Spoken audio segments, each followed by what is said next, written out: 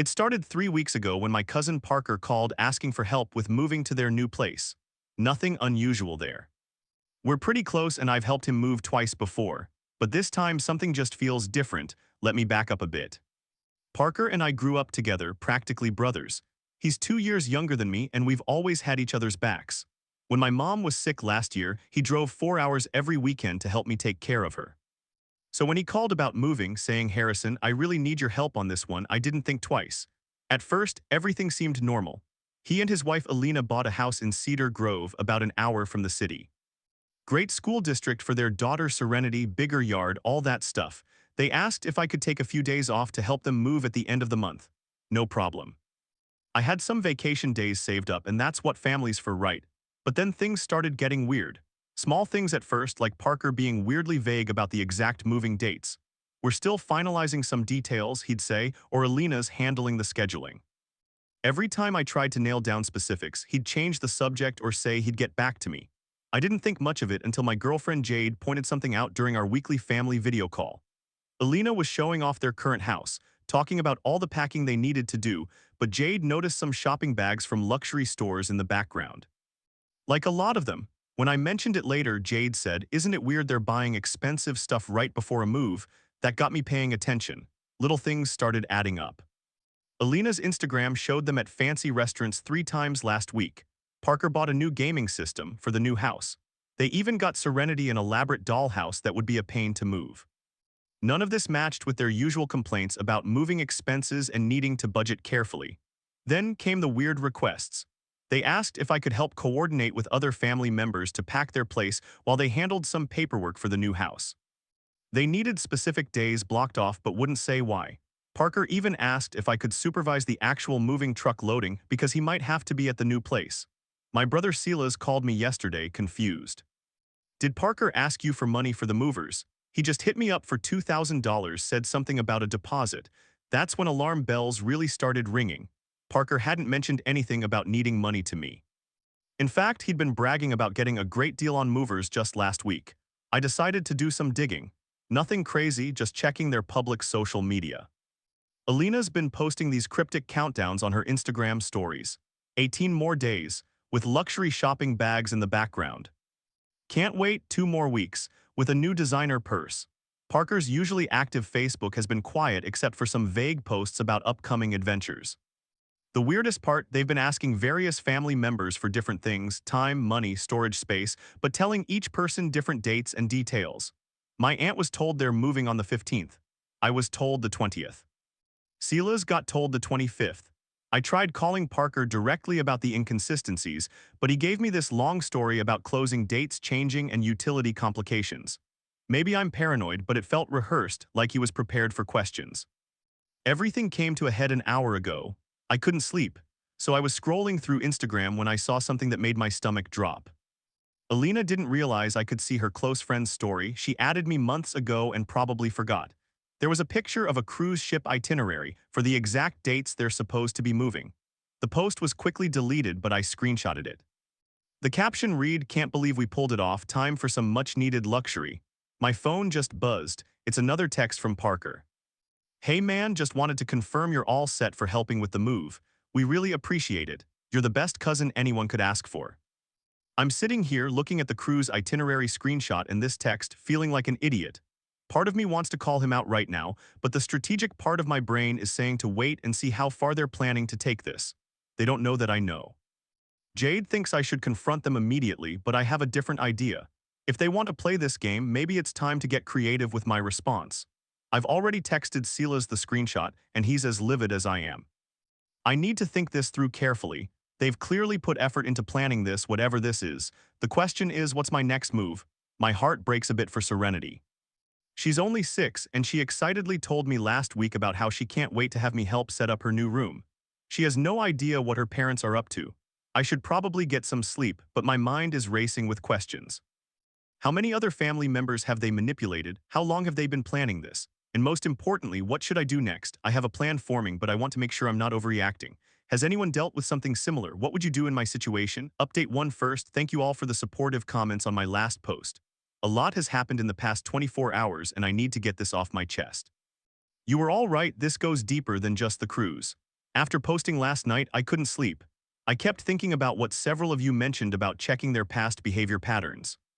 So I started putting together a timeline of the last few years, and that's when things got interesting. Remember how I mentioned Parker and Alina always seem to need help with something? Well, I started making a list.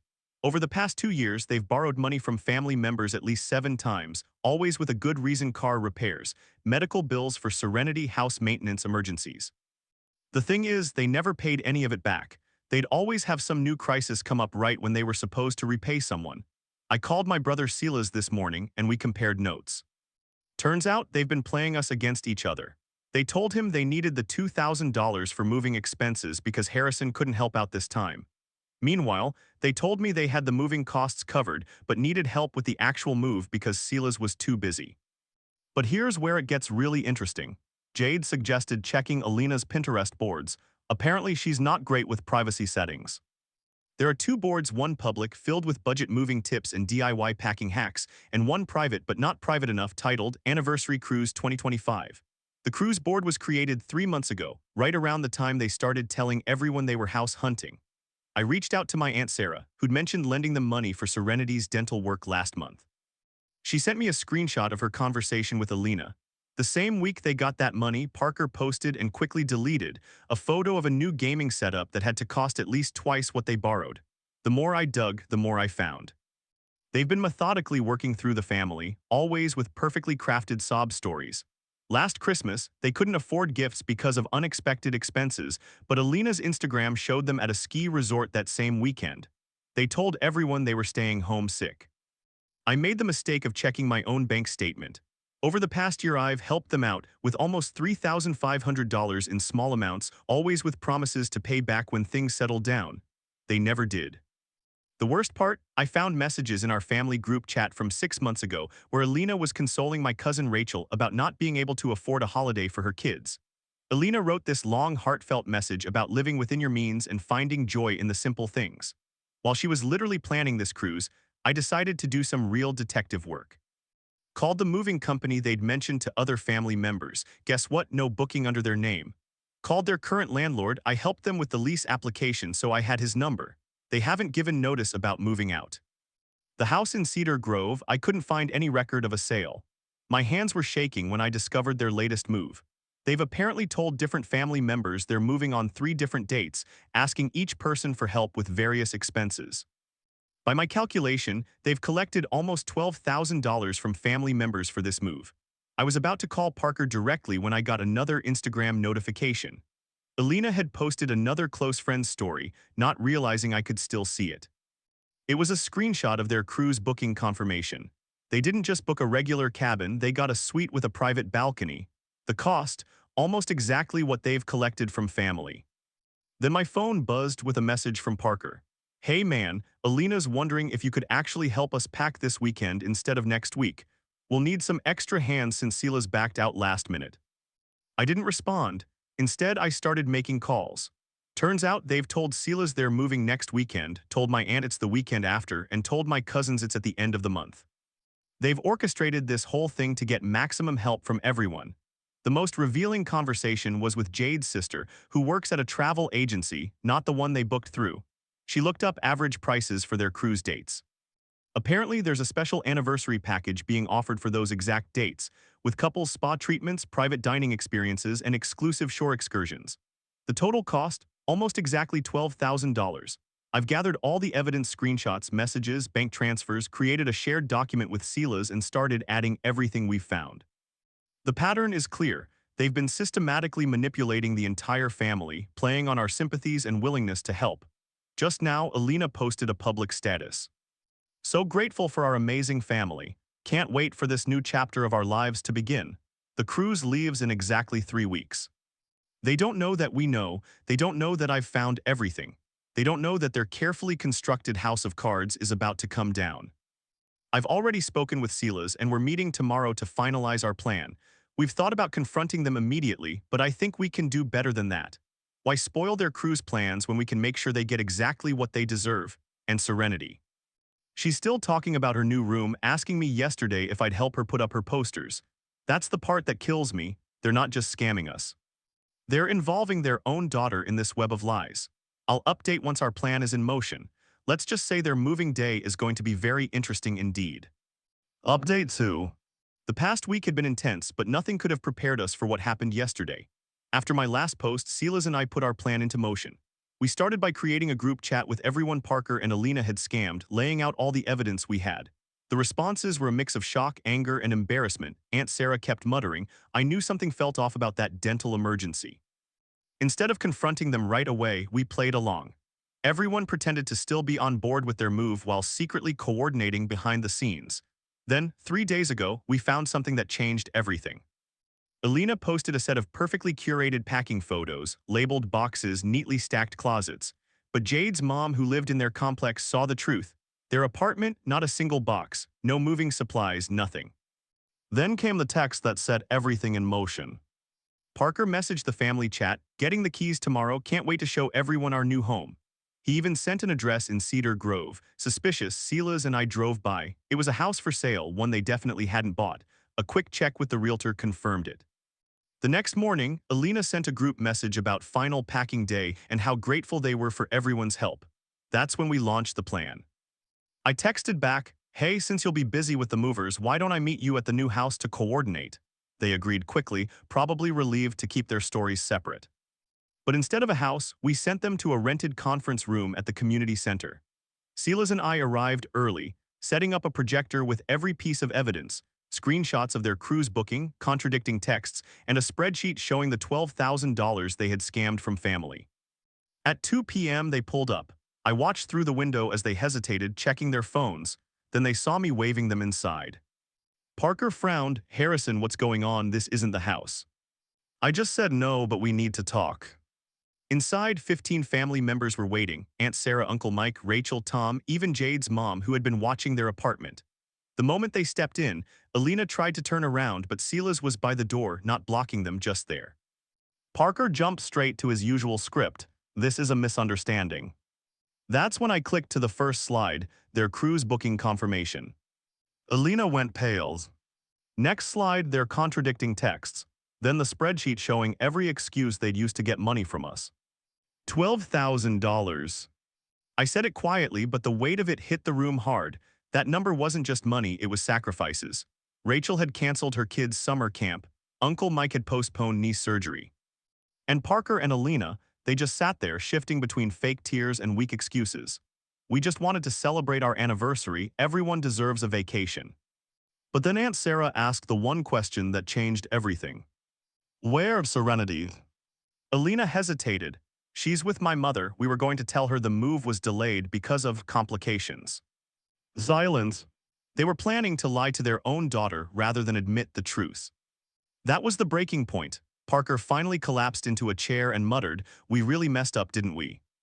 We had already prepared a repayment agreement, monthly payments, no interest but firm deadlines. They signed. They didn't have a choice. But as they left, Parker turned back. "You don't understand. This isn't just about the cruise. There's more you don't know." That sentence has been haunting me ever since. This morning, Alina's mother called. They never picked up Serenity. Their phones are off. Silas is tracking their bank activity. Jade is combing through Alina's social media.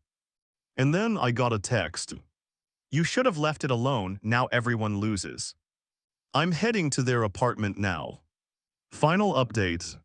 I've been putting this off because even now, it's hard to process everything that happened. After that confrontation at the community center, things spiraled in ways none of us expected. Remember that anonymous text, "Everyone loses"? Turns out Parker and Alina were in way deeper than we knew.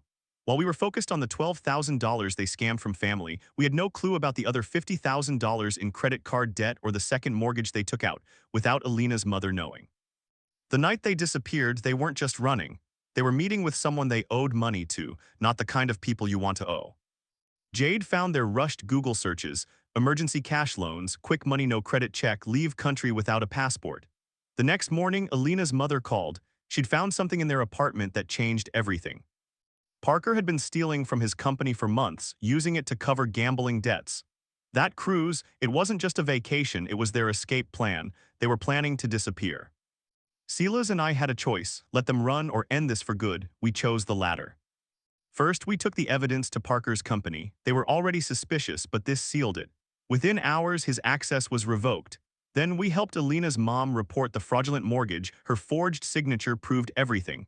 The bank launched an investigation. But the real damage, we found their other victims.